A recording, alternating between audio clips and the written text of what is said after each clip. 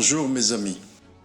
Dans cette étude, mes amis, j'ai décidé de vous parler d'un sujet pas souvent abordé.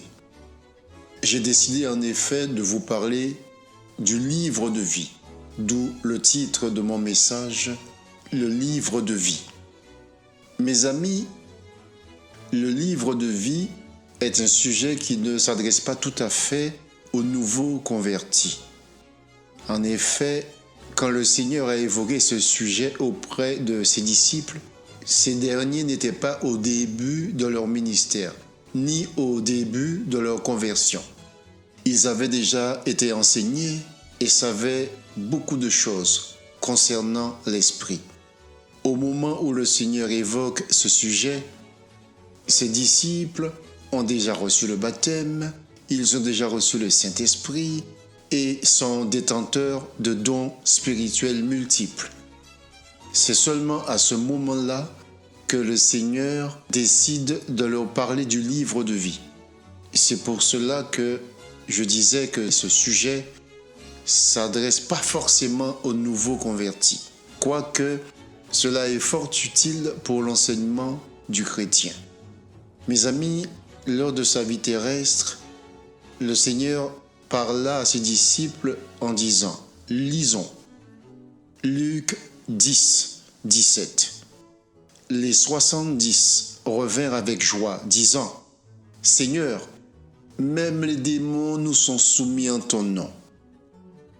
Jésus leur dit, je voyais Satan tomber du ciel comme un éclair. Voici, je vous ai donné le pouvoir de marcher sur les serpents et les scorpions, et sur toute la puissance de l'ennemi, et rien ne pourra vous nuire. Cependant, ne vous réjouissez pas de ce que les esprits vous sont soumis, mais réjouissez-vous de ce que vos noms sont écrits dans les cieux. Mes amis, à travers ces quelques versets, le Seigneur nous explique que, quand bien même nous aurions reçu le Saint-Esprit, les dons spirituels, le pouvoir de chasser les démons, le pouvoir de faire des miracles, même de fermer le ciel comme Élie. Toutefois, nous risquons de ne pas recevoir la couronne du vainqueur, car ceux qui sont victorieux doivent avoir leur nom inscrit dans le livre de vie de l'agneau. Quand on est vainqueur, notre nom doit être inscrit dans le livre de vie de l'agneau. Lisons. Apocalypse 3, 5. Le vainqueur sera habillé de vêtements blancs. Je n'effacerai pas son nom du livre de vie, et je le reconnaîtrai devant mon Père et devant ses anges. Cela signifie, mes amis, que nous devrons tous rendre des comptes. Tous les serviteurs de Dieu, tous les enfants de Dieu, sans exception, devront rendre des comptes. Les prédicateurs, les prophètes, les visionnaires, les faiseurs de miracles, tous les habitants de la terre. Mes amis, observons ceci et lisons Exode 32, 35.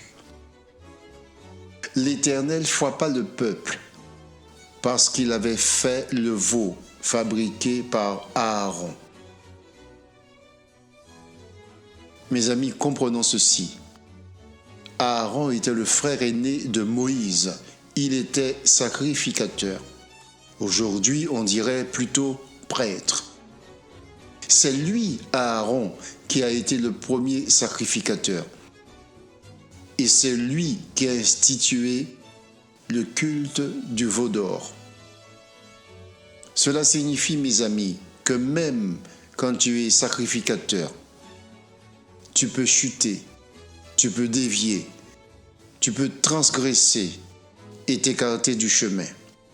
C'est pour cela que le Seigneur nous invite à demeurer en lui afin qu'il demeure en nous. Lisons. Hébreux 3, 14. En effet, nous sommes devenus les compagnons de Christ, pourvu que nous retenions fermement jusqu'à la fin notre position première. Mes amis, voici une autre illustration. 2 Timothée 4. Pour ma part, en effet, je suis déjà comme sacrifié et le moment de mon départ approche. J'ai combattu le bon combat. J'ai terminé la course. J'ai gardé la foi. Désormais, la couronne de justice m'est réservée. Le Seigneur, le juste juge, me la remettra ce jour-là, et non seulement à moi, mais aussi à tous ceux qui auront attendu avec amour sa venue. Dans cet extrait, mes amis, nous comprenons que l'apôtre Paul est sur le point de quitter ce monde. Il a l'intime conviction et son esprit lui rend témoignage qu'il est inscrit dans le livre de vie de l'agneau. À travers ce verset, ma sœur, mon frère, mon ami, tu dois comprendre que ton pasteur, ton prédicateur, ton responsable spirituel, qu'importe son grade ou ses dons, n'a pas le pouvoir d'écrire ton nom dans le livre de vie. Dans ce livre de vie est inscrit le nom de ceux que Dieu a choisis d'avance. Lisons Apocalypse 20, 15. Tous ceux qui ne furent pas trouvés inscrits dans le livre de vie furent jetés dans les temps de feu. Lisons Philippiens 4, 3.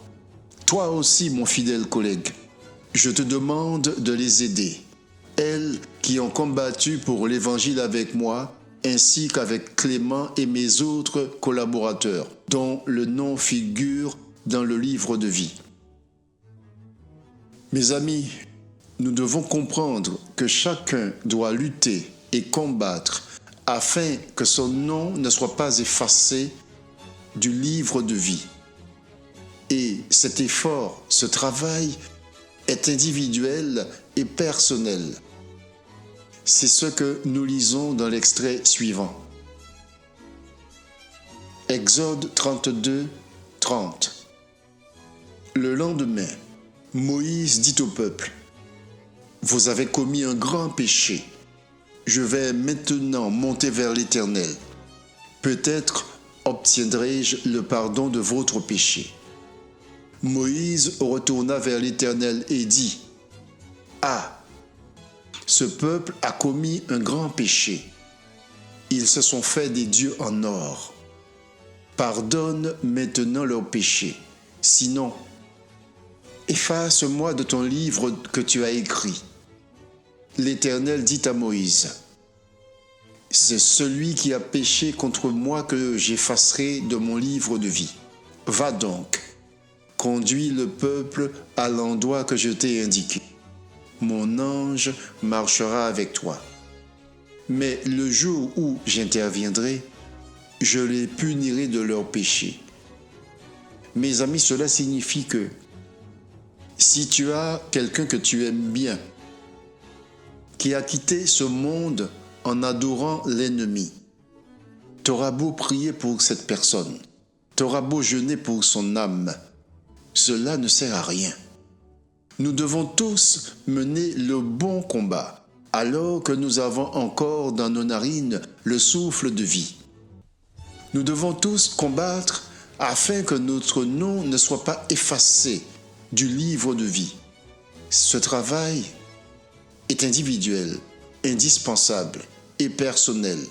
Personne ne peut le faire à notre place, ni notre berger, qu'importe ses dons et son charisme. Lisons Jean 6, 37. Tous ceux que le Père me donne viendront à moi, et je ne repousserai pas celui qui vient à moi. Mon ami, cela signifie que les noms sont inscrits dans le livre de vie, bien avant la fondation du monde. Nous avons un avocat auprès du Père Céleste pour défendre notre cause. Durant notre vie terrestre, à un moment donné, nous recevons l'appel. Nous sommes libres d'accepter ou de refuser cet appel. Mon ami, comprends ceci. Ce n'est pas au moment où tu reçois l'appel que ton nom est inscrit dans le livre de vie. C'est bien avant. Voici ce que dit le Seigneur. Lisons. Apocalypse 13, 8. Et tous les habitants de la terre l'adoreront. Tous ceux dont le nom n'a pas été inscrit dans le livre de vie de l'agneau offert en sacrifice. Et ce, dès la création du monde. Mon ami, tu peux recevoir l'appel à 18 ans, à 4 ans, à 16 ans, à 90 ans, à 100 ans. Mais ton nom était déjà inscrit dans le livre de vie, bien avant la création du monde. Et ceux dont le nom n'est pas inscrit dans le livre de vie, ils ne pourront jamais adorer le Seigneur. Béni soit notre Seigneur.